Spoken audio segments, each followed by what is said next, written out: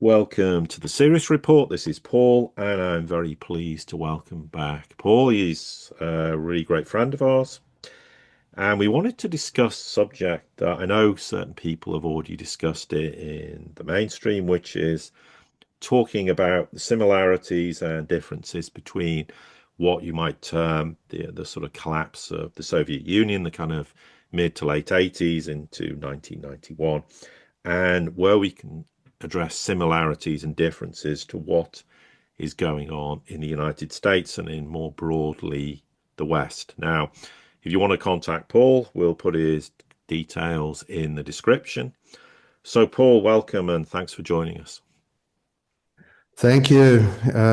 It's always my pleasure to be on your platform. So thanks for the invitation again.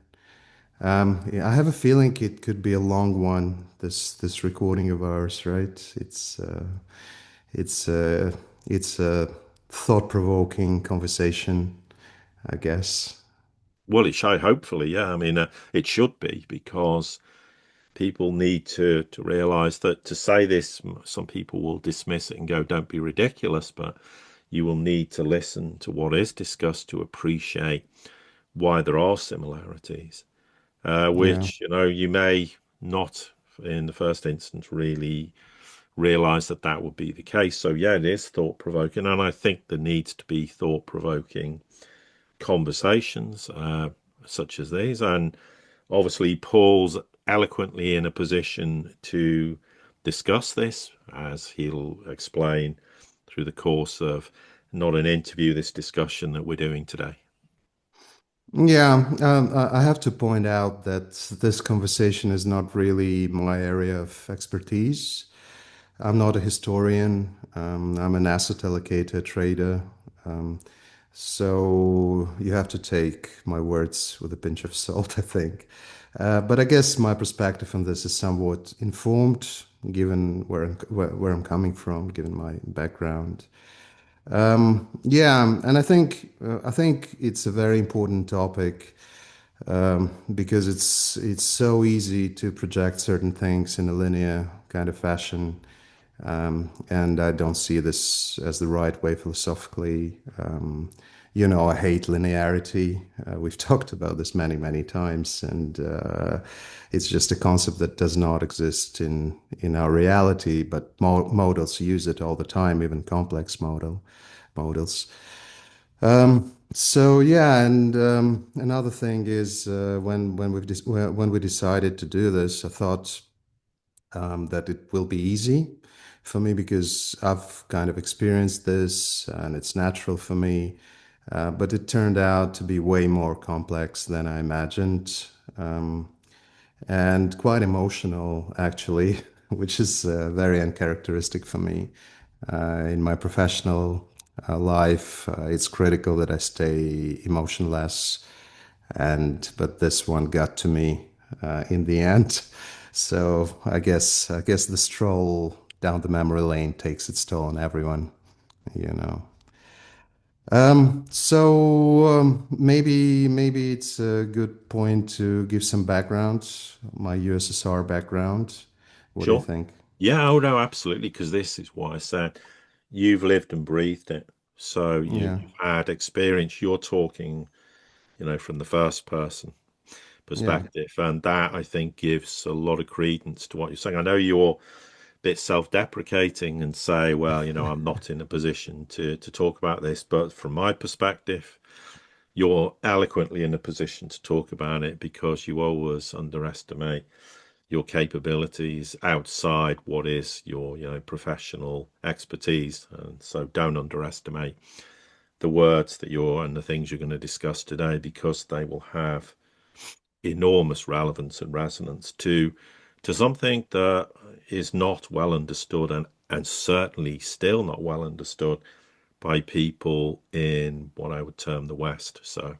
Europe, the United States, etc. Yeah. I think there's increasingly there's more and more kind of academic public debate on this topic. So you have guys like Neil Ferguson. He wrote. I'm not a big fan of his, but He wrote a pretty good article recently called "Are We the Soviets?" and I thought it was pretty good. And I think I just think that there is so much content out there, focusing on geopolitics or economics or markets. But I think the original roots of the problems that we experience today in the West are social, more than anything. It's the social rot. And if it's not addressed in due time, this rot could kill the tree eventually. It's the behavioral sink we've talked about so much with you, Paul. Yeah, So yeah. I think it's super important just to think about it. I mean, I'm not sure you can draw any conclusions or an action plan from this, but it's important to me anyway. Anyway, so my background. Um, I was pretty young when USSR broke up, and I was born and I still live in Latvia, in Riga in particular, the capital. And Latvia was a special place in USSR. It was very close to the West, very developed by USSR standards. It was literally an industrial hub. We had production of electronics, cars, railway carriages, even stuff like nuclear engineering. R&D was in Riga, port activity, the works. And in late 80s, USSR was already changing, so private enterprise was increasingly encouraged, and all sorts of joint ventures were established with the Western partners and local Soviet enterprises. And my dad, he was involved in that as well, so he was doing very well towards the end of the USSR. Um, And when the USSR broke down, I was only 13. I was born in May, and officially USSR broke down in December of 91. But in reality, this formal dissolution was preceded by a fairly long period of instability and turbulence. I think the most important part of this process happened in the summer of 91. It was a time when the coup attempt took place to remove Gorbachev. Um, and then, it failed, and Gorbachev returned to power for a short period. But really, Yeltsin became a de facto leader of the country. He was very active during this period. So for me personally, the USSR ended in August 91.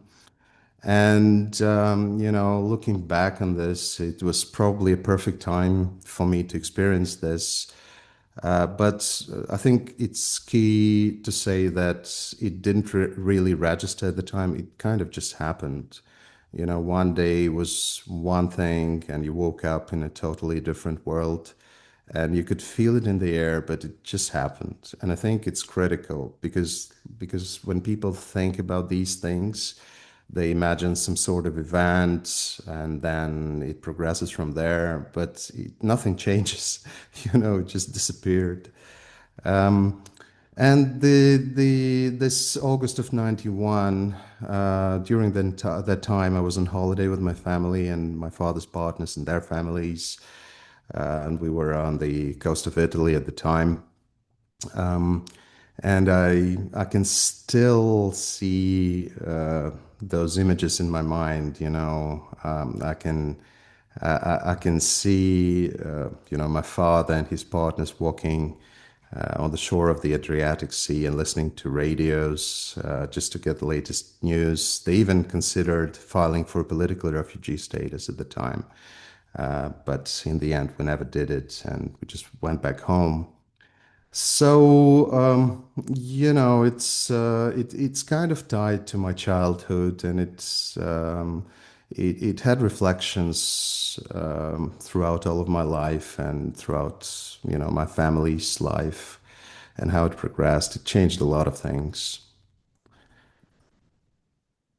Yeah, absolutely. I mean, and it would. I think people often underestimate experiences in adolescence, I think, and childhood that do have a profound effect. I mean, they can be life affirming, life changing, and yeah, sometimes they're memories that when you go back and think about this and everything that happened, like you said, it becomes quite emotional. And it's not that you suppress the memories, but you're just reliving those times so vividly, and the emotions of the time then just consume you. Now is the wrong word, but they have a profound impact on you. And I never went through the breakup of the Soviet Union, but I had experiences during my adolescence and of things, and they had a profound effect on me and shaped my life in very different ways than probably would have if they hadn't happened. So yeah, of course, this is a very natural process, and sometimes it can be. I mean, holidays. I can remember lots of holidays when I was very young, even 4 or 5 years of age, because they had a very sort of profound impact on me because we're on holiday, where we were, different places, different experiences, and but you, of course, related it to life back in Latvia, which, as opposed to being in Italy, which was a very different country, obviously at that time, and there were some marked differences that you would have noticed at that time. Yeah, just like, simple things like a diving mask, for instance, that you could never get in the Soviet Union, but it was freely available anywhere in this resort town in Italy. But my family was actually pretty lucky in the sense that we adapted well to all these changes. My father did well, it wasn't as bad as it could have been, but for a lot of people, it was very traumatic, and so I guess I was lucky. A lot of people had it much worse than us. So. Well, yeah. So maybe we could dive into the similarities that I see of late USSR and USA West today. What do you think?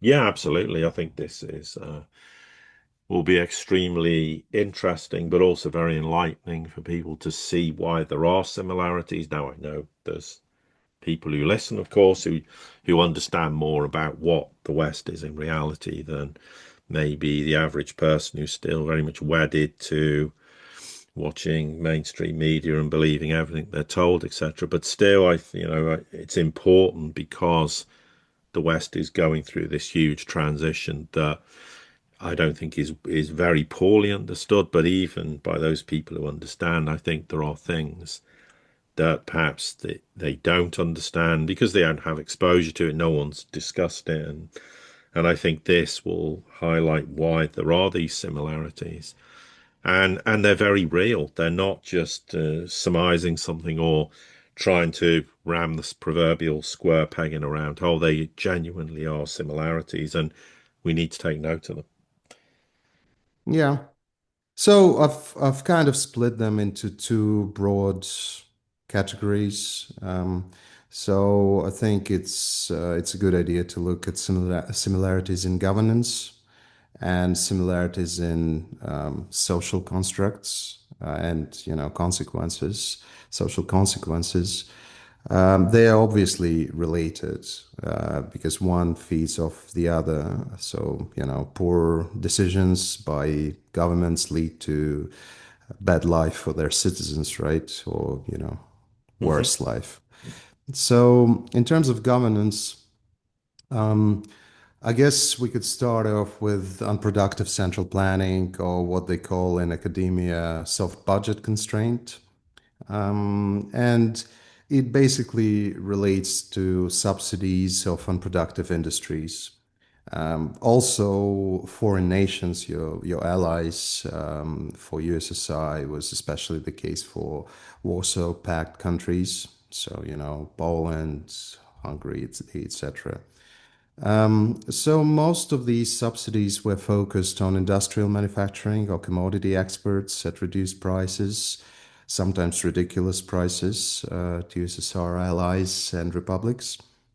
And I guess it's kind of similar to the green agenda that we see today. All these subsidies in the West, various transfer payments to foreign countries, all that. It's kind of similar because it's not about productivity, it's not about development, it's not about infrastructure.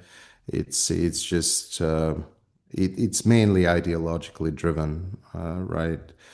Um, in the Soviet Union, a soft budget constraint meant that state-owned enterprises were often shielded from the consequences of poor financial performance. So, by receiving subsidies or tax breaks or other forms of support to prevent them from going bankrupt. And that was the key criticism of the Soviet system, that it did not encourage competition, right? And if you don't have competition, you don't have Darwinism, you don't have survival of the fittest, so it doesn't matter what you do, you still keep on going. Um, and I think we see more and more of that today, like, for instance, Tesla. Without subsidies, it would be a very different country, a very different company.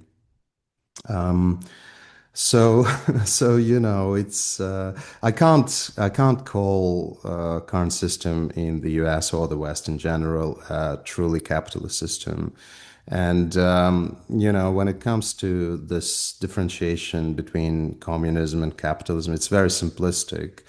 But I want to say straight off the bat that I'm not here saying that USSR was something good, or that I have nostalgia for USSR. It was a bad system. It never worked. And the key reason why it didn't work is because there was no competition. And but you can't. I personally cannot call our current setup in the West a capitalist competitive system, a free market system, because it's not. It's heavily subsidized. It's like, we could look at '08, what happened in '08. I mean, literally all American banks and pretty most of Western banks should have failed at that point, right? But they didn't. Why? Because the government decided, or rather, governments decided that it was the wrong thing to do, and they just poured money into those enterprises. So this is very, very similar to the Soviet style of running the economy. So I guess that's if I had to pick one similarity and the most important one, I think that would be it, you know. Yeah, absolutely. Basically, it's too big to fail. And it's too big to fail Yeah. in the Soviet Union because of the nature and the structure of how enterprises work. So it didn't matter how inefficient they were or anything else, they just had to not fail. And in the Yeah. West, we've created this ridiculous financial system that's even more intertwined now than it was pre 2008. So again, it's basically, and for want of a better word, a big institution that cannot fail or is not allowed to fail. And then we had the pandemic, and no one was allowed to fail. Then it doesn't matter whether a business was going to fail anyway.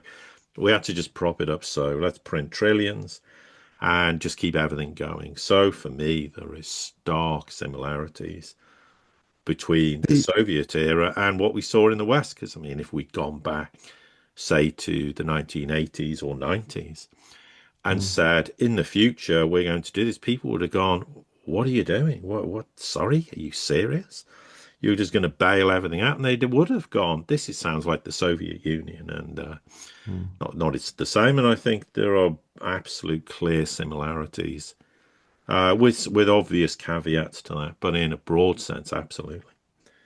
Yeah, I think the pandemic is a special case because you can't really blame enterprises for stupid decisions by the government, and it was driven by politicians. All this stoppage and all that Well, stuff. yes, that's true. But '08, not really. You cannot say, oh, the government did something wrong, because it was clearly the banks that fueled this mania in real estate and all that stuff. So they had to fail. And another thing, yeah, too big to fail, but the experience of USSR actually tells you that no one is too big to fail. They all failed in the end. It was Well, yes, just that's yes, exactly. so it's you can keep it going for a long time, but in the end, poor practices and poor decisions, they lead to very bad results, probably worse off than should they've just let it, you know the bad enterprises, the non-efficient enterprises die on their own, the way capitalism is supposed to work, in a in an ideal kind of situation. So, and I'm all for capitalism. I believe in survival of the fittest. I think mistakes should be acknowledged and paid for. So, I'm actually very against the type of structure USSR had. I don't believe it works. And it pains me to see the same kind of thing happening in the West today. I mean, I think it's the wrong path, basically. Anyway, so in terms of governance, the second one, I would point out manipulative statistics and media in general. So in the Soviet Union, I was a weird kid. I read newspapers, like the official ones, because they like in particular there was a newspaper called Trud.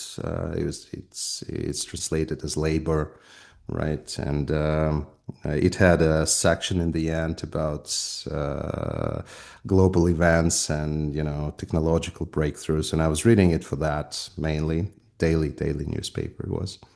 And but you have to look through all of the papers, so you see all these articles about Soviet achievements.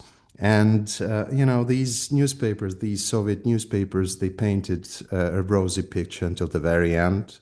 So until the breakup, literally. So GDP was great, no inflation. Yes, we're going through some changes, but don't worry about it, kind of thing. And mass media, I mean, obviously it's very different. It was very different than it is today. So no internet, just radio, a couple of TV channels and newspapers, pretty much. But media was used as a propaganda tool, and no one believed it anymore. You had conversations in public that were very, very different from those at the kitchen table back home. And I think we're kind of there right now, both in terms of statistics.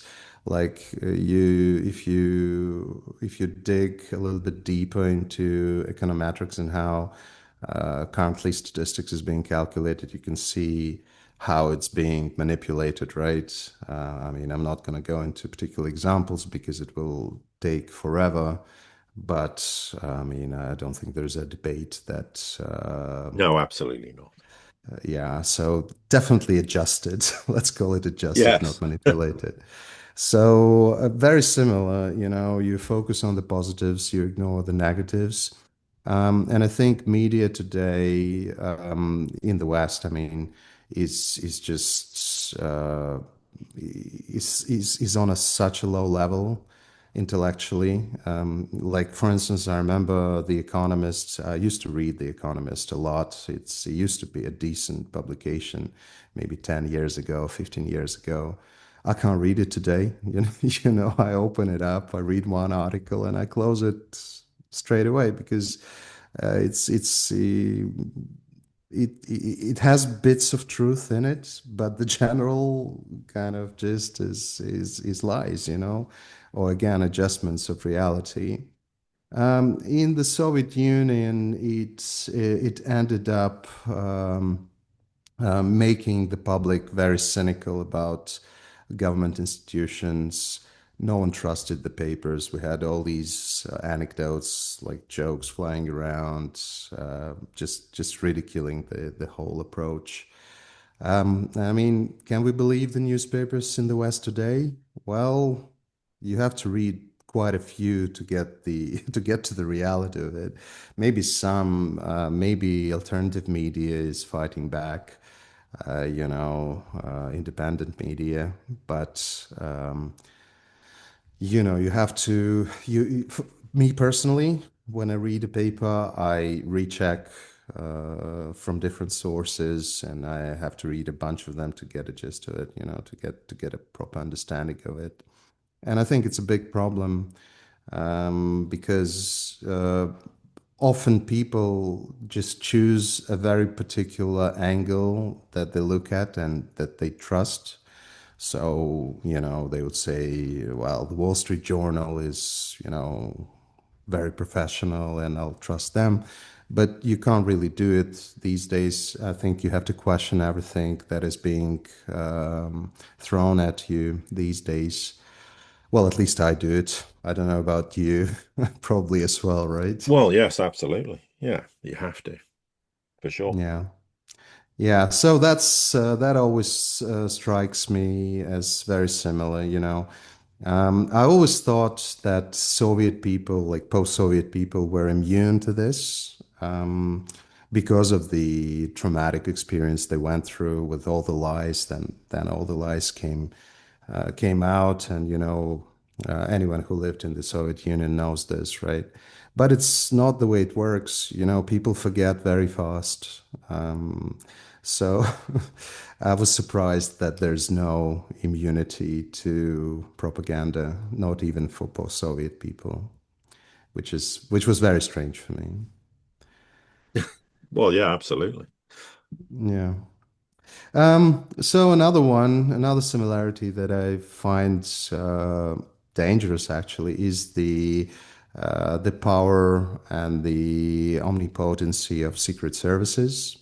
So, you can draw analogies between KGB or Stasi to CIA, NSA. I mean, many, many letters. I mean, we have many of them everywhere. And in the Soviet times, to get anywhere, you had to have connections with these guys, and these guys could get away with absolutely anything, as they kind of do today, right? I mean, even from the stuff that we know. And as a consequence of that, it was very dangerous to speak your mind in Soviet times, right? So no freedom of speech at all. You just had to accept the ideological stance, and support it. And should you disagree, especially in a public way, it was a very bad idea for your family, for your profession. It just couldn't be done. Kind of like today, if you say something wrong, you could be canceled, right? So very similar approach. It's like I actually think the Soviet Union invented the cancel culture, to be honest, because if you didn't have the support, you were nobody. You just disappeared, kind of thing. Hmm. So again, it kind of relates to the social part, but it comes from the government. It comes from who the government supports in the hierarchy of things. Another similarity is, and it's right there for everyone to see, is that the leaders, the heads of state that USSR had, they were very old and incoherent. Um, so guys like Brezhnev and Chernenko, they weren't that old, by the way. By today's standards, the way, young politicians are maybe like 70, 75 kind of thing. But it had more to do with the incoherence of them, and of both of their policies and their verbal interactions. So my grandma, she hated the Soviet Union. She was a very religious Jewish lady. She lived through the war, and it's actually pretty interesting that the only reason she survived World War II because Riga was a bad place for Jews at the time, right? She only survived because she and her sisters ran away to Pskov in the USSR on bicycles, and my grandmother carried my dad of 2 years old behind her back, or so the legend says. I mean, I wasn't there. I have no proof of that, but that's the family legend. And her name was Fenya, and she was great, an amazing cook. I loved her a lot. She loved me back. So Fenya, she had two primary entertainment sources. One was rooting for Canada in ice hockey. She was very fond of the sport, so not USSR team, but Canada. And she liked the local team. We had a very good like Latvian hockey team called Dynamo Riga. She supported them, but not the USSR team. And the second entertainment source was watching Brezhnev say stupid stuff on Soviet TV. It was like a comedy sketch for her, and she giggled away while cooking in the kitchen. So to me, I remember those again. I can see that image in my mind, and it's kind of similar to what we're seeing, with Biden's impossible mistakes and incoherence. I'm not sure if it's a coincidence or if it's a sign of decaying political structure, but it's very, very similar. Chernenko wasn't as bad in terms of how he spoke because Brezhnev, you couldn't tell what he was talking about. There were many, many anecdotes ridiculing him about this. But Chernenko wasn't as bad, but he was pretty much an invalid. He was very sick. So kind of he shouldn't be in charge kind of person. So very similar kind of thing, and I have to wonder whether Trump is the American Gorbachev or maybe Yeltsin, because it's kind of like they both came to power on the platform of change, something different, primarily economic change, but also in terms of how to deal with foreign partners and allies. So some similarity there. Gorbachev is also famous for his 5-year perestroika plans, which is translated as the rebuilding. And sometimes these policies, these ideas, these plans, they were referred to as shock therapy. So because big changes in the way the economy worked. But these have only led to economic contraction and poverty. They didn't really work at all. So, will Trump's plans work? Is it all a show and no change is coming? I'm not sure, but I'm eager to find out. But it's again, it's this change from this incoherent leader to someone who tries to change things. So I don't know. What do you think? Do you see the similarity? I kind of see it. Yeah, yeah, you do. I mean, when are we going to have, well, when are we actually going to have proper leadership? Yeah. But why do we have these leaders? No, I'm not being disrespectful to Trump because I'm not an ageist person, but does the United States really think its future is going to be resolved by having leaders who are in their 70s, 80s, whatever? I mean, the problem with the US political system is you can only be president for 2 terms anyway, and I understand why people like that, but it's also can be a limiting factor, and I do think there are similarities, and we need to have actually meritocratically elected leaders, people who can actually do something and drive change, but that to have that, there's this whole brick wall, which is again for me is rather like a similarity between what we have here and what happened in the Soviet Union is impossible for anyone to Mm. affect any real change. And it's, whatever Trump's ultimate motivations are, and people are very divided on this, understandably. Can he really surmount these? I mean, I'm used saying brick walls but it's far more than a brick wall. They're really just immovable objects, and that you can't go round them or through them. It's extremely difficult to affect change in countries like the United Mm. States or Europe. So, but yes, I do think those similarities are very much justified. And we're not going to get into a discussion about Biden, but Biden's a classic example of someone who should never have been stood to be president in the first place. It's absolutely clear that that should never have happened, and that is something that has all the hallmarks of exactly what did go on in the Soviet Union. So yeah, I would agree with that. There was a saying in the Soviet Union.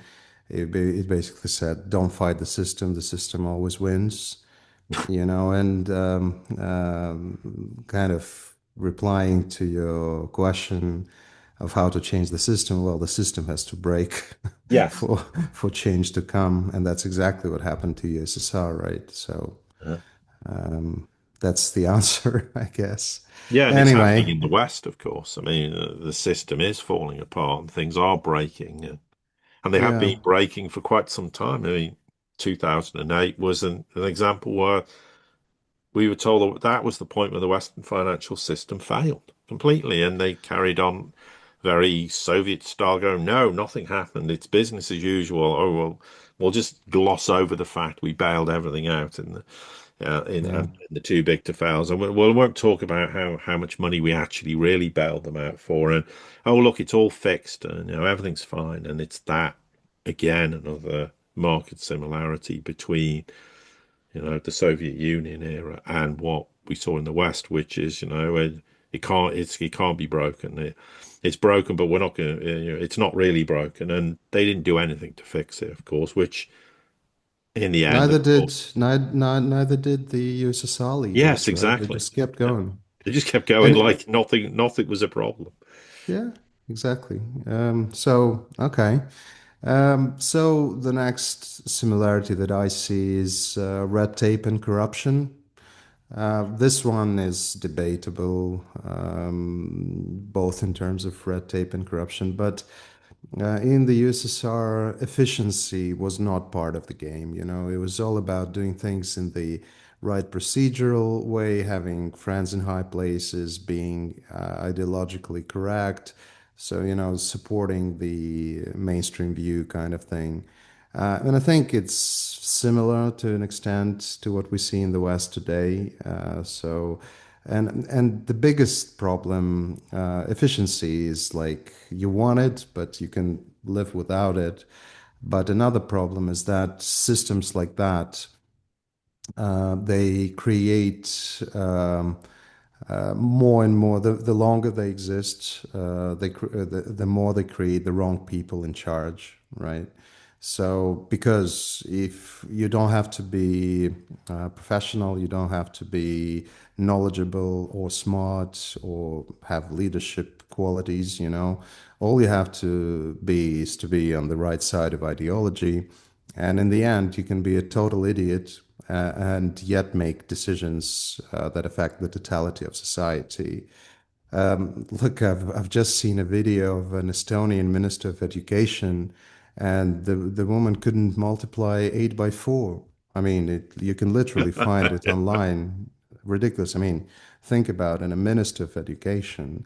I mean, and Estonia, they're our neighbors. I mean, it's a great place, but Minister of Education, 8 by 4. I mean, that's what I mean, right? And I'm pretty sure she's ideologic. I don't know who she is as a politician, but I'm pretty sure I can bet that she has the right ideology. She supports all the right things, quote quote. So this is the system you end up with if you put ideology first and professionalism second. And if such approaches are left unchecked, the quantity of qualified people in government goes down, and eventually all you have left is idiots in charge. and they make idiotic choices, mainly politically and ideologically driven, but not rational, not efficient, and not for the good of society.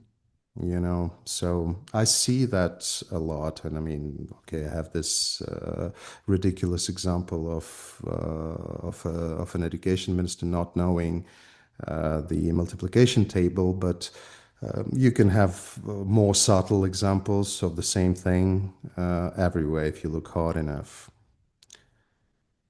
Yeah, absolutely. I mean, we've seen it countless times without having to go Yeah. into specifics, particularly in the last 2 or 3 years. It's almost on a weekly basis. Some minister somewhere in the West makes a statement that is so ridiculous, so absurd.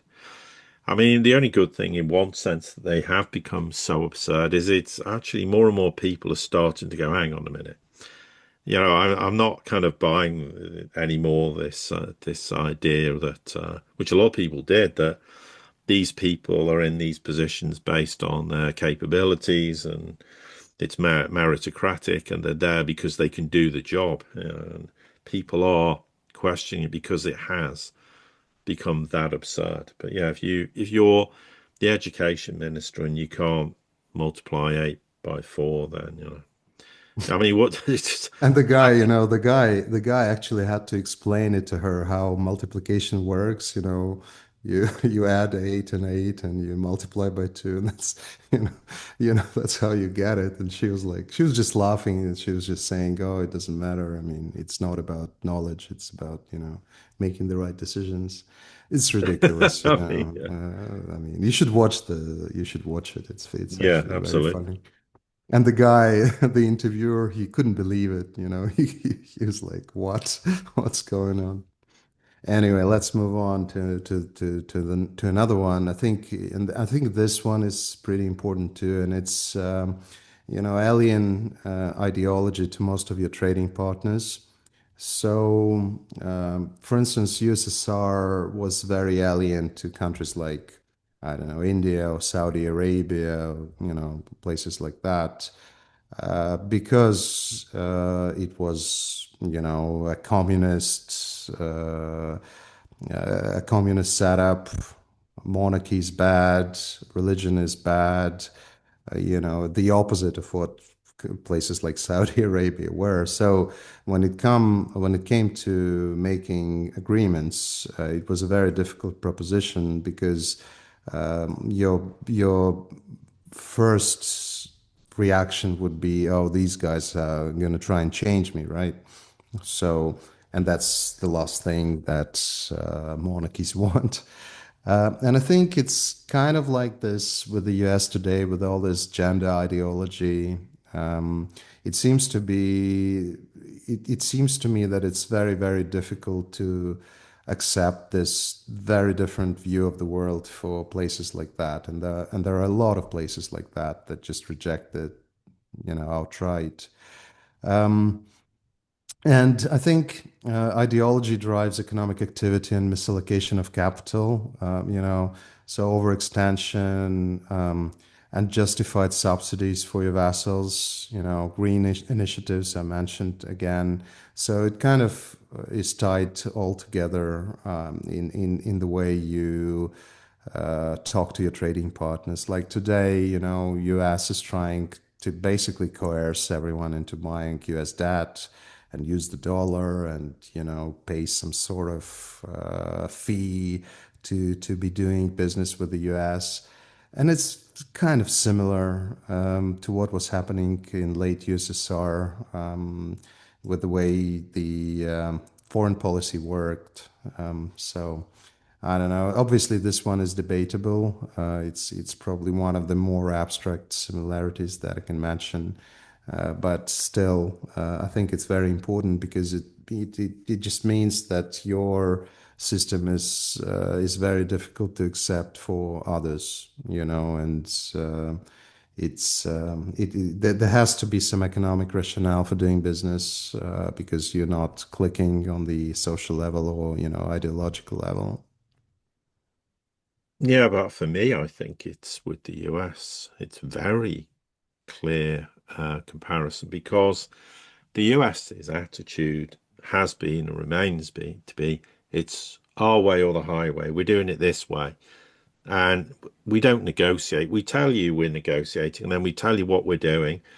And if you don't agree with it, then there's going to be repercussions. So they're totally rigid. They don't have any interest in taking on board any other nations, particular requirements or the nuances of that country. So I think there are some stark similarities, albeit in a different context. And but absolutely, I mean, because it's that intransigence that I think straddles both the Soviet Union and the US, and it's the intransigence that is tearing what was the US empire apart and is allowing the multipolar world, the global south, to flourish because they're saying, no, this is the world we want. We're the majority. And so you're not bullying us and dictating to us anymore. So I do think there are, for me at least, some sort of very symbolic similarities between the two, even if, of course,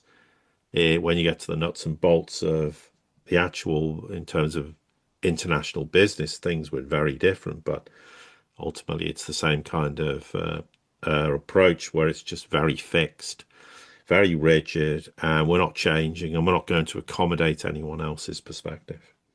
Hmm. Yeah, I think that's it. That you don't accept other cultures. You treat them as, beneath you. Um, and that's exactly how USSR behaved. And they did want to change everyone and, for everyone to be equal, again, quote, quotes, no monarchy, etc. So like if you compare USSR to Russia today, it's the opposite, right? So it's a completely different approach. Yeah, absolutely. Um, okay, so just to finish off on the governance side of similarities, I guess we could finish off with the military. Yep. So expensive military, very expensive military, I would say, with no clear objectives or plans. So until the very end, USSR army was the biggest and most lethal in the world, on paper at least. But continuous military failures in late 80s showed it was a paper bear, so to say, or at least not an invincible army. It actually started way before the 80s. The semiconductors race was lost, and Soviet researchers, scientists were demotivated, underpaid, and as a consequence, the military technological war was lost, and it showed. Um, so I would say the Six-Day Israeli War showcased this very well. That's 1967. And it only got worse and worse since that. And by mid 80s, USSR was way, way behind in terms of military technology. That's my view. I'm not a military man. So if you want to check on that, maybe you have to talk to someone who is more professional in this sense. But the biggest problem was not even that. I think the biggest problem was involvement in wars far, far away, purely for ideological reasons, with no clear goals, with no concept of actual victory. What does it mean? It's a word, right? But yeah, the leadership has to give you some sort of direction and understanding of the victory. And it's all abstract, right? So it's just words hanging in the air. And I wonder if we're seeing this again. And I mean, like the biggest military failure of USSR was Afghanistan. It had a lot of consequences for society. In the 90s, a lot of former soldiers that went through the war became criminals, because they had the skills, for instance, as a indirect consequence of that. But it was a loss, nevertheless. A lot of wasted resources. Nothing was achieved. It was basically a disaster. And it definitely helped to break up the Soviet Union, right? And I wonder, are we seeing this again with U.S. and their military efforts and technological, backwardness? It's still up for debate. I'm sure a lot of people out there don't think that way. And I guess time will tell, but I don't think it's looking that good, despite the huge military budgets. So, you can think of lack of hypersonics, old and outdated SAMs, F-35 disaster, etc., etc. Again, just to finish off, I'm not an expert in this, but when I'm not an expert on something, I tend to find people who are and listen to them. So I can point you in the direction of some of the experts that could confirm this. But I think it's definitely worth at least debating this, or like thinking about this, because it's again very similar, I would say. I agree, and I think if you look at Ukraine, it's kind of like, yeah, the US is Afghanistan as well, but for different reasons. Because it's a proxy war for starters. But if you look at it militarily, the US has been driving, or okay, I'm not sure what's gone on since Trump came into office, but they were the US military was not exclusively was driving a lot of the plans and the tactics, and it's all failed totally. And then the US was sending all these endless game changers as the West was, and they all failed totality as well. So, and if you look at the US militarily, it's had a lot of failures, not just in terms of proxy wars in Ukraine, but they failed in Afghanistan, they failed in Iraq, they failed in Syria, they failed in Vietnam. So the list goes on for a very long time. So this idea of invincibility has been shown that it's not the case. I mean, and I think you would be hard pressed to debate and say that wasn't the case. Okay, there are other things you can debate, but the US or elements freely admit we don't have hypersonics. We can't develop them. And therefore, without that technology, we are sitting ducks. With Yeah, so we, I if think. you have aircraft carriers in the Gulf, they can't survive a hypersonic attack. It's as simple as that. So, Yeah, I think post World War II, USA was never good at winning wars, to be fair.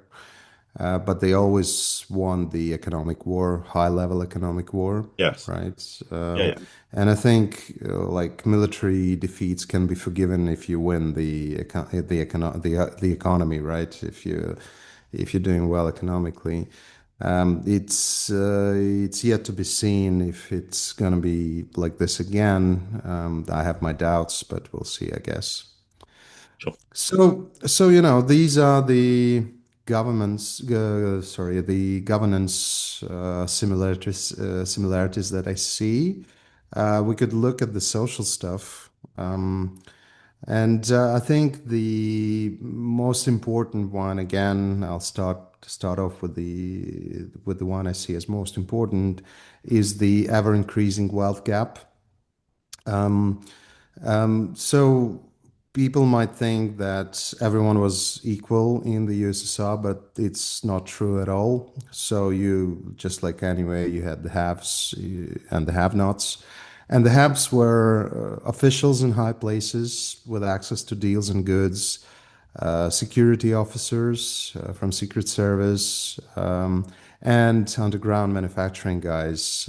It was illegal, but it still existed, and it progressed towards the end. So you had very, very rich people.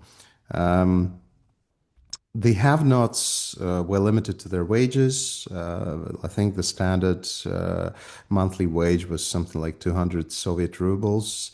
Having said this, it was enough to cover one's utility bills, bring food to the table, etc. But no excesses, no extras, kind of thing. And as systematic decay progressed, the gap increased. The haves literally had nowhere to spend the money, and I think In my mind, it was a big part of why the elites supported the breakup in the end because, they all their success for, I mean, rightly or wrongly, it led to nothing. You had piles of money that you couldn't spend, right? And I think today's policies of Western central banks, led by the US, increase the wealth gap in a linear fashion. To me, it's beyond debate. The system is designed to increase the gap with no consideration for the social consequences, as well as the irrational behavior of parts of the elites. Like you have the money, but you drive a shit car in the USSR, and your bridge is falling apart and electricity is turned off, but you have all that money. And I think it's similar today. Like, I'm guessing, I'm not one of those guys, but I'm guessing that if you're a billionaire in New York, you must be pissed off with the crumbling bridges or homeless people doing drugs on the streets, and things like that. So it's like the push for change actually comes from the elites. At least it happened in the USSR. But the social aspect of the increasing wealth gap, that's the social problem. And the way things are going today, it's just going to be wider and wider, just like in the USSR. It was just progressively wider. And unlike China, by the way, where you can be rich, but there's a certain standard of living out there, for example. Yeah, absolutely. Yeah, I've had direct experience of seeing that. So yeah.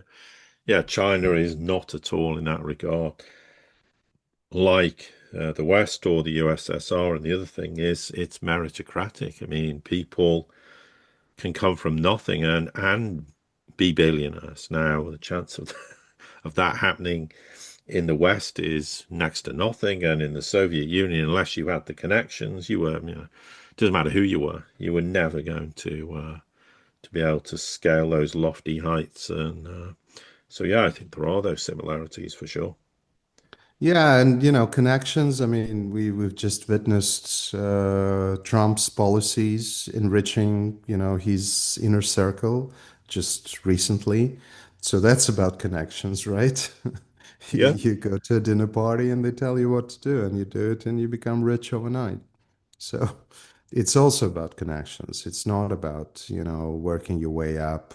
I mean, you can still do it. It's not that bad. But again, it's more to do with the poor becoming poorer, and the wealthy becoming wealthier.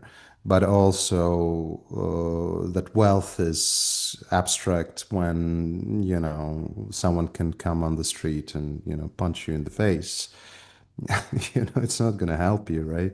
hmm So I think it's very important on the social level, and I think obviously, given what I said, I do not agree with current policies. I think it's a big problem for the Western system, because it just makes it impossible for the for their citizens, right? I mean, like today, I mean, buying a real estate like a house or a flat in US is crazy. It's impossible, especially for the young people. I mean, the rates are high, the prices are astronomical. You have all that student debt.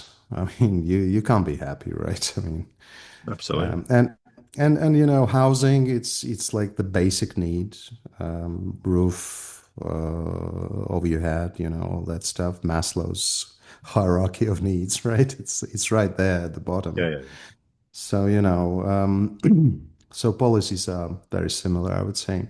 Not in the way they are, but in the end result, they're similar. yes, Another thing, another social consequence was, I would say, is the problem of alcoholism in USSR. It was a big problem, and it kind of rhymes with fentanyl problems in USA and the drug overdose deaths that we have been seeing increase over the past couple of decades in the USA. I think there's a direct link or a correlation between, alcohol or drugs consumption, substance abuse, on scale, and poor social structure, economic desperation. USSR had a huge alcohol problem. A few campaigns to fight it have been initiated throughout the years, but I'm pretty sure it was the economic development or underdevelopment in the end that led to these problems, and it was the economic renaissance that solved it, at least for Russia. It's still a problem, but not as big as in the USSR. So again, I think it's a sign of a bad system, a system that cannot motivate your workers, your society to, find a reason to live. And I think it's very, very similar, very comparable as well. Yeah, absolutely. And in the West, there's a general broader drug problem, not just fentanyl, but also alcoholism. I mean, Yeah, it's is similar. growing. I mean, and it's becoming more and more of a problem. And we're not here to to have a discussion about that specifically, but because it's not something from my perspective I know anything about. Fortunately, I've never had that problem or know anyone directly or indirectly, but I do know people in the medical profession who've told me over the years that it's becoming more and more of a problem, and there's a lot of people who are functioning alcoholics but don't even regard themselves as being an alcoholic. So, and they said invariably it's a coping mechanism for Yeah. all the reasons why, and that's not something we're going to stray into because that's not relevant to this subject. But I do agree there are very clear similarities between what was going on in the Soviet Union, and I think in the last 20 years these problems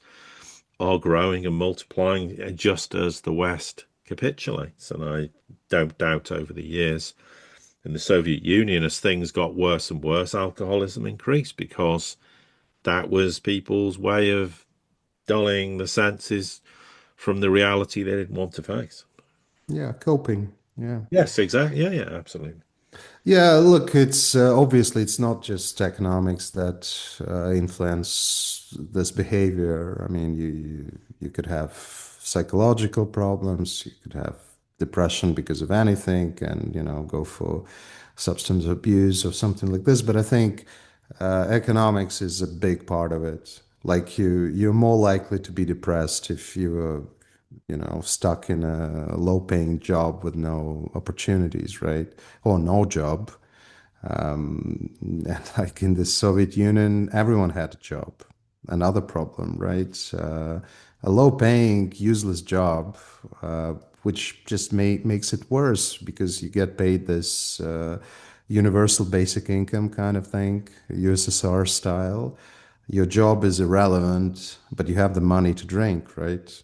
So is it the psychological part of it? Is it the economic part of it? It's very difficult to pinpoint, but of course, it's a problem that has to be solved case by case. But I think again, economic situation is a big part of it. At least that's what I believe in. Yeah, absolutely. Right, and we can finish off the social part, the visible social part, with decaying infrastructure. So I mentioned how developed Riga was, right, and Latvia was at the time in terms of producing capacity and factories and all this. But despite this, roads were in disarray, bridges were not taken care of. You could see this decaying kind of nature of things. With your eyes. It wasn't abstract, right? It was right there in your eyes, in front of your eyes, and that was happening despite the availability of raw materials, despite the obvious engineering know-how, advances in physics, all this. Infrastructure was just abandoned, and no one took any responsibility. And I think it was lack of motivation, but also poor capital allocation decisions that led to it. So again, if you keep doing wrong things and if you install people in the wrong positions, they'll make wrong decisions, poor decisions. Um, and I think we have similar underfunded approach to infrastructure in many Western cities today. In Riga, for instance, the roads are a disaster despite all the funding in the world, And I don't have a good explanation why that is the case, but I'm guessing the reasons are the same. And I think it's not because of lack of knowledge or resources or money, but because the planning within the system is just so poor. And the people who are making the decisions are so unprofessional and unqualified for the jobs. And again, this is the consequence of the system. It's a systematic thing. It's not one-off guy or girl, that makes a bad decision. It's a systemic kind of placement of these unqualified guys in charge. Yeah, absolutely. I mean, and I think we've all had experience of being in situations where I'm asking myself, why is this person in this position? They are incapable of undertaking whatever it is they're supposed to do, and so they make bad decisions. And the worst thing is weak and ineffectual people employ weaker and more Yeah, ineffectual people. of course. So they look better. So you get this complete dilution of standards when you have someone at the top who is incapable. They're not going to employ people who are actually capable because their fear in their head is, that person will take my job off me. Instead of Yeah, going, well, actually, I worked in environments and I got the best possible people in teams because, we did great. We did really good job, and everybody benefited. And I never felt threatened. In fact, it was quite the opposite. But I think the average mindset is, well, everyone's a threat to me, so I'll just employ people who are incapable below me, and then nothing happens. But I'll just blame it on the incapable people that I employed in the first place. But we'll all forget that I employed them.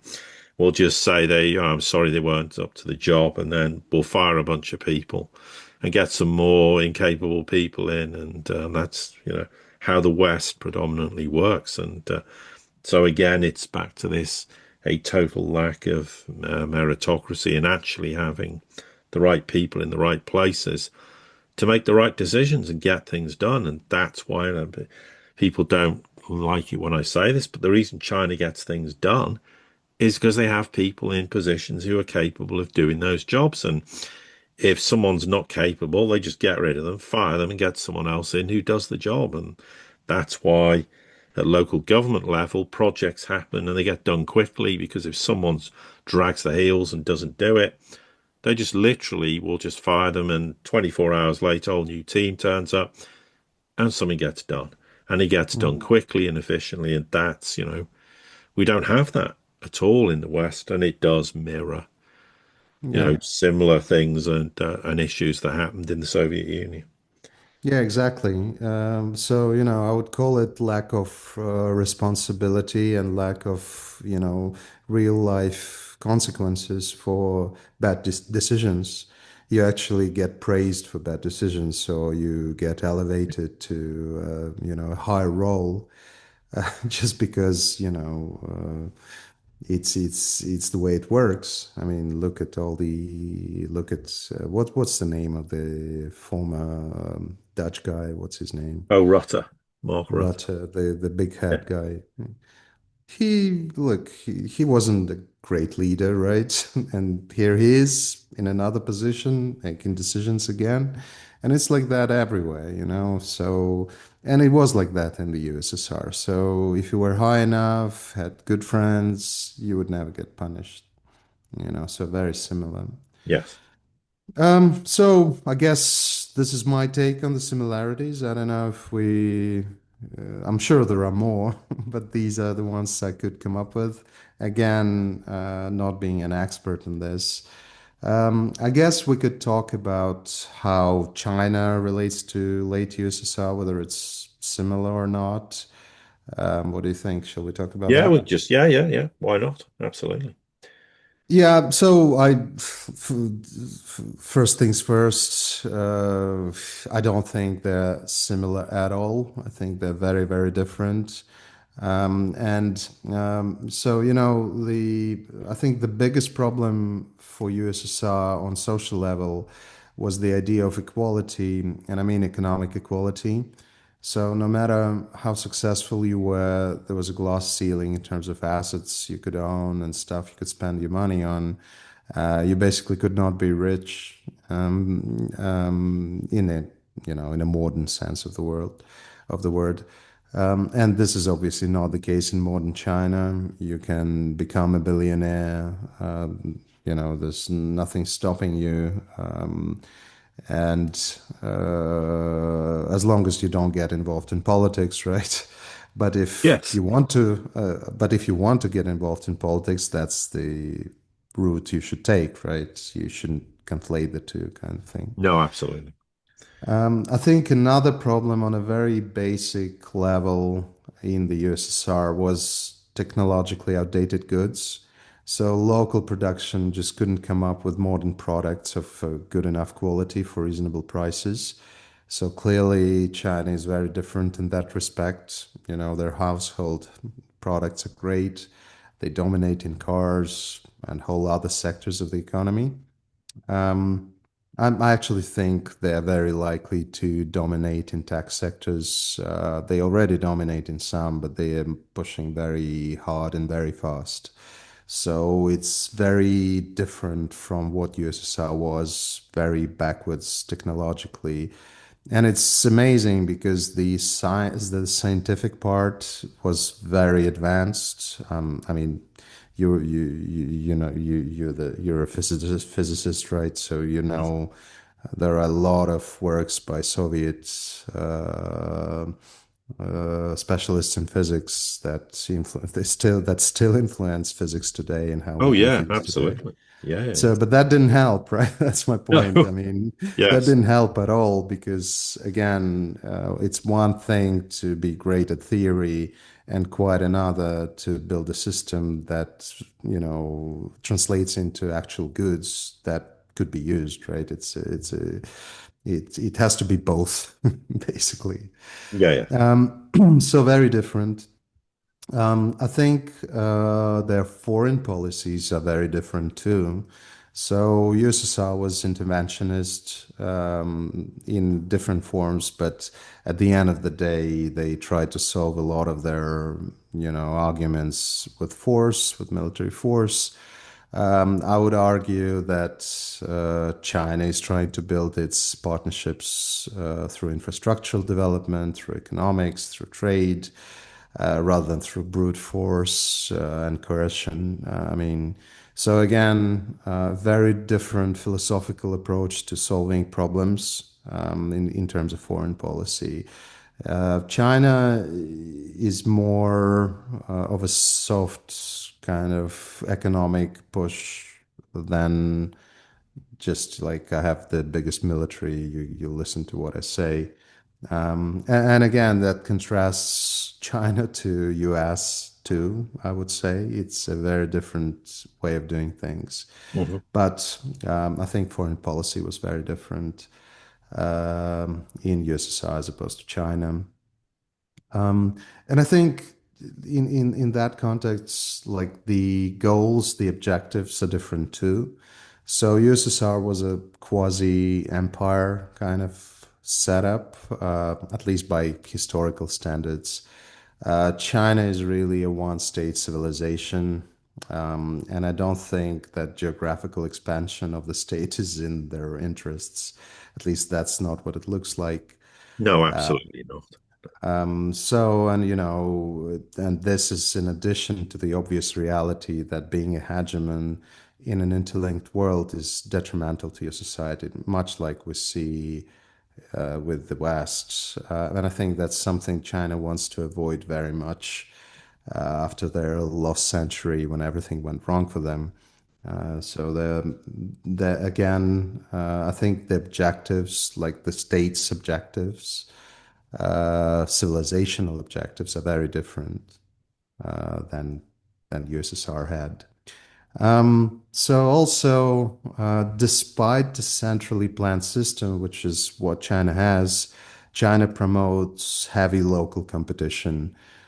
You can see it in the auto industry, for instance, where individual companies were encouraged and to a certain extent subsidized, but they were subsidized to compete among each other and to figure out who is the best one. So extreme competition, I would say, and it was obviously very, very different in the USSR. Competition was not even a thing. The idea that the Soviet powers would, get, I don't know, 10 or 15 companies to compete in an automaking is impossible. I mean, it just never happened. We had one or two, and that's it. And they weren't even competing against each other. They had their own kind of level of quality, and that's it. So if you want a cheap car, you go for this factory. If you want a medium, it's that one, and that's it. No competition. So I think the Chinese system is promoting competition, which is critical, and which is what capitalism is really all about. It's letting the bad actors or inefficient actors die, so to say, and the efficient and the great ones allowing them to prosper. So again, very, very different. I think it's a big mistake to compare the two just because both are communist countries, supposedly, in their names. Well, yeah, but China's not communist. I mean, Yeah, yeah. that's the point. Yeah, I mean, the political entity or the party might have to, but it's not communist, and It's that not. It's not. not at all. I mean the similarities I think between the Soviet Union and China. Well, I mean, if you went back to China 30, 40 years ago, well, but China is that's the other misconception in the West is that Russia's still like it was in the 80s, and so's China. And Russia, well, the Soviet Union then, but Russia as it is now today is nothing like that. And of course, China is. And this is a controversial statement that people will get upset by because I always get, but I'm going to say it for me. If you want to talk about real, true capitalism, China is has more capitalism than we do in the West now. Yeah, exactly. Because the core of a capitalist system, an efficient capitalist system, is competition.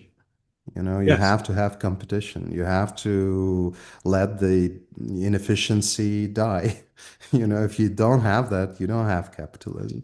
So in that sense, China is more capitalist than, say, USA or, Western Europe. And definitely very different from USSR of that time because competition was not a thing. It wasn't thought of as important. Basically the theory of evolution was ignored, which Yes. is kind of stupid, right? I mean, it's right there in Absolutely. nature and everything. So, I mean, just to finish off, I don't, I'm not saying that USA is like USSR. It's still very, very different.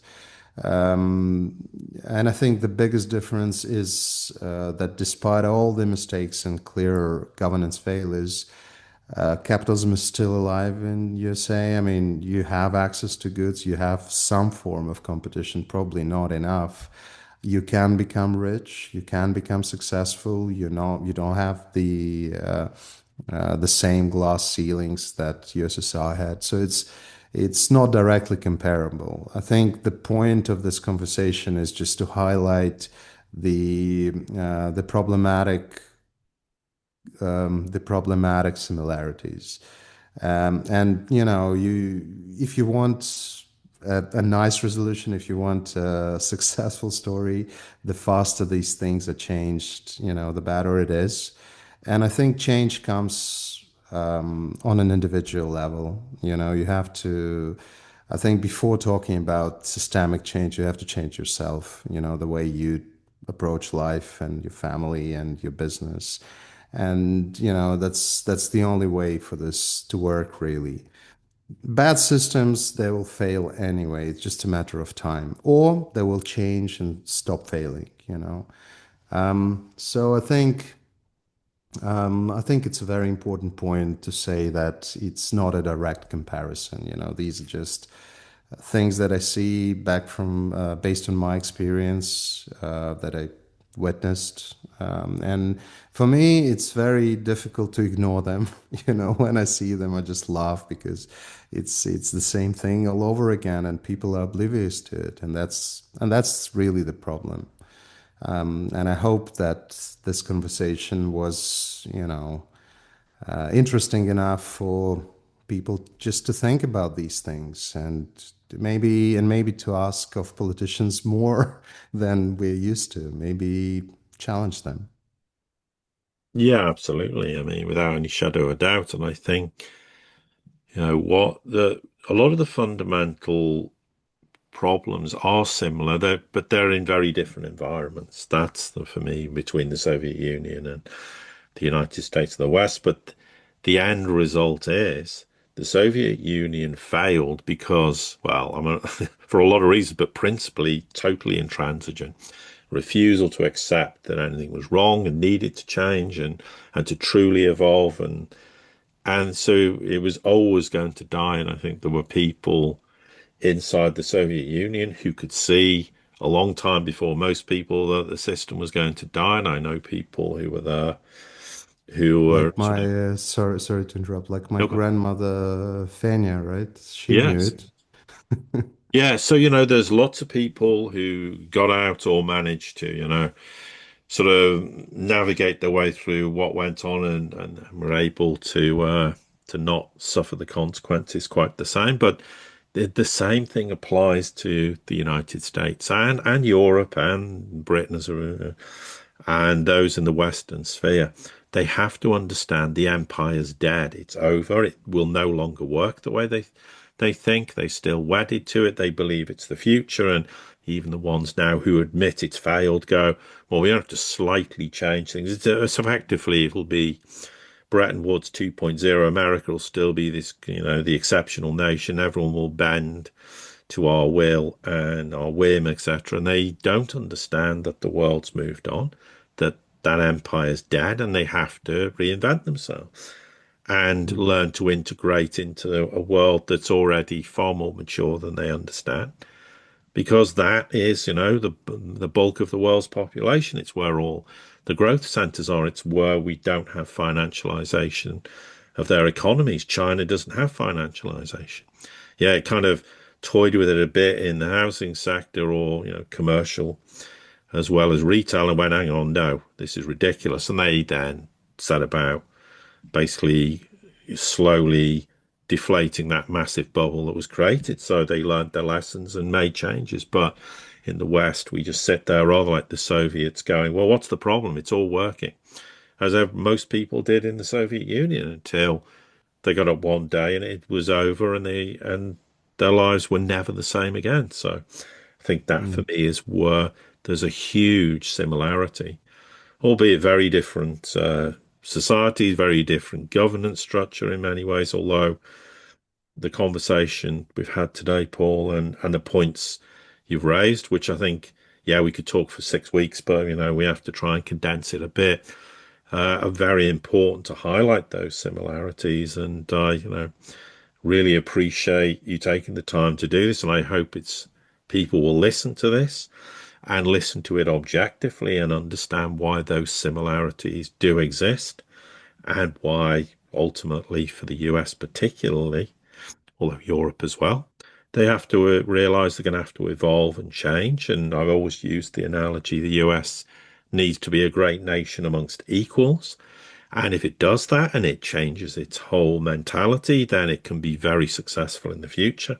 No doubt about that. But that requires a monumental mindset shift that at the moment they're a million miles away. There's odd people in the US who know this and want that, but they're drowned out by the existing political establishment that has no desire whatsoever to entertain that. And the longer this goes on, the bigger the United States' eventual demise will be, and the harder it will be to eventually rebuild itself the way it will have to. And the idea that the US will be the empire that defies other empires imploding and collapsing, however you want to describe it, is just it's totally delusional. No empire ever survives indefinitely. It will. Oh, if you are an empire, and I know people will say to me, "Well, that's why China might have 50, 100 years, and then they'll fail." China's not an empire. That's the big difference. It doesn't have any desire to be an empire. The days of empire building should long since have been over. And, the United States will probably almost certainly be the last empire in inverted commas. It's a bit hard to explain that in some senses, but for me, it's an empire, and the days of empire are over. The world's changing, and the US has to evolve because if it doesn't, it will have a Soviet style collapse in some senses, not the same, of course, I emphasize that point, but it will suffer similar consequences because ultimately that's what happens when you have intransigent empires that refuse to accept their failings and to change course accordingly. Hmm. Yeah, just to add up on what you've said, I think confirmation bias is a thing, right? So a lot of these conversations that I have, at least, down to looking for, people are looking for confirmations of their belief systems and things like that. And I think given what's going on and given that the changes that we see and the stuff we talked about, I think you have to be much more critical in your assessments of the systems and the social fabric and what the central banks are doing, what the government is doing, the ideology of it. You have to be way more critical. And again, this whole conversation is more about debating, right? It's not an exact science, right? It's just my view. Again, I'm not an expert, but if you found this interesting, I'm happy to engage in some debate on this, as always. So, YouTube, Twitter, whatever. As long as you're not a complete moron and have basic respect, I'll be happy to engage with you and hopefully learn something new myself. So, feel free to engage me, guys, and thanks in advance. Yeah, and thank you, Paul, for today. It's been a real pleasure. It's always great when Thank you. we get together in this environment or socially and just having a chat. I always Yeah, appreciate our thank you. conversations immensely. So thank you for the time, and I hope this will make people think and assess where we are. And as you say, if people reach out with objective questions, I would always say that the same. I'm more than happy to engage with people, and people need to realize that I don't criticize the West just for the hell of criticizing. I criticize it because I live in the West. I want the West to be a better place. I want the West to be meritocratic. I want opportunities for people. And, I now have an even bigger vested interest, given I have now a nearly 4 week old daughter. I want the West to be a great place for her to grow up and develop in the future. So I have a vested interest, not just personally, but from her perspective, but other perspectives to want it to succeed. So I'm critical for that reason. I'm not critical because I just have this vendetta against the West and what they're doing. It has failed. It continues to fail, and it has to change on that basis. So, Yeah, Paul, thank you again. Really thank you. appreciate it. Look forward to when we get together and talk sort of financial stuff and economic stuff. And Yeah, the stuff I actually know more about than this. well, as I say, you know more than you give yourself credit for. So, thanks again. And to everyone listening, appreciate your support. Please like, share, subscribe, spread the word on what we're doing on this channel. It's an overused word, but I'm going to keep saying it. Stop being entertained by people and be informed, because we've never needed to be more informed given all the huge changes and things that are going on at this time. And with that, I'll say goodbye.